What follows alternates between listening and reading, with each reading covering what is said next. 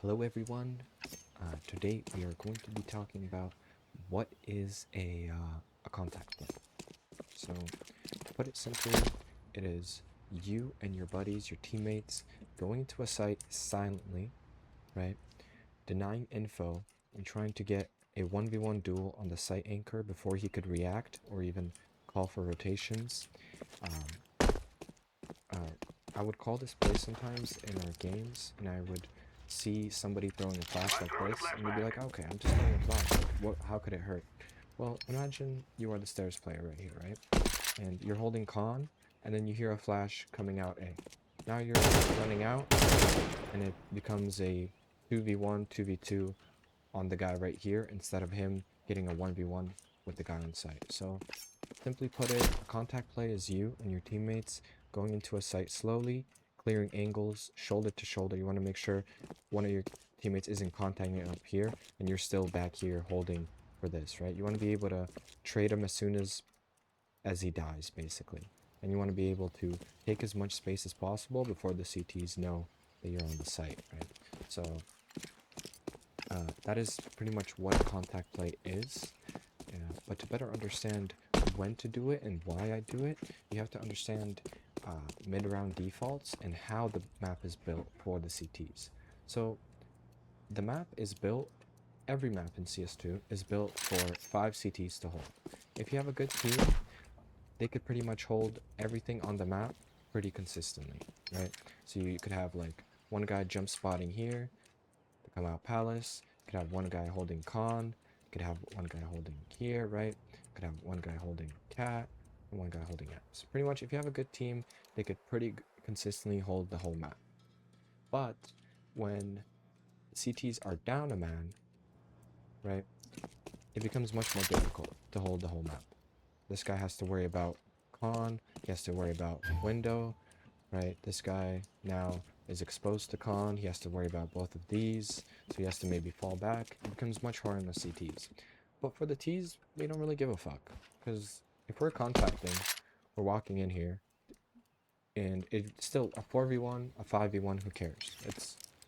It's advantageous to the Ts, right? And how do we do that? How do we get advantageous position for our contacts? That's where the mid round comes into play. We have defaults, right? So when we default, we always smoke top mid. And why do we smoke top mid?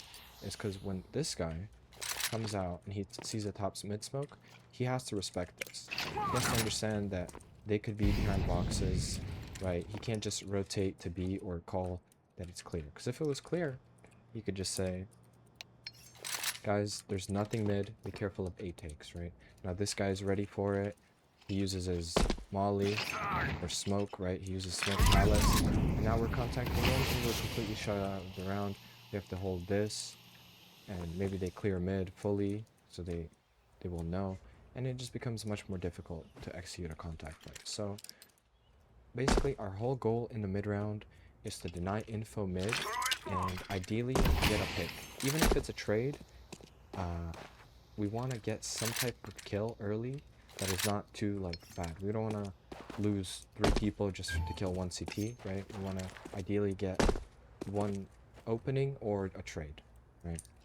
So that is pretty much what a contact play is and what kind of mid round we'll do to execute a contact play. Another thing is you have to understand your enablers for a contact play and when to commit. So the commit point is getting a pick or denying info, right? If you've denied info mid, then that gives you the commit point that you could actually go into a contact play. Another thing is enabler for a contact play is you always want at least 2 or more teammates on T side to be near you and ready to contact, right?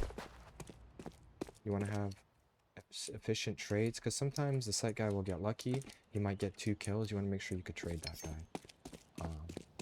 So yeah, that's sort of what a contact play is and what we'll do to make it as successful as possible. Just taking mid control and trying to get an early pick. So when you're thinking about like our defaults, sometimes you'll be pushing down here, and you'll kind of be confused about what your role is. If you're in mid, and you're solo here, just try and stay alive, deny info, and see if you could get a pick, right? Don't just willy-nilly, like, push up con and lose this position, and then have the CTs clear out mid, and, you know, make it hard on your teammates to execute the contact play. But yeah, I think that's pretty much it. There are some more complex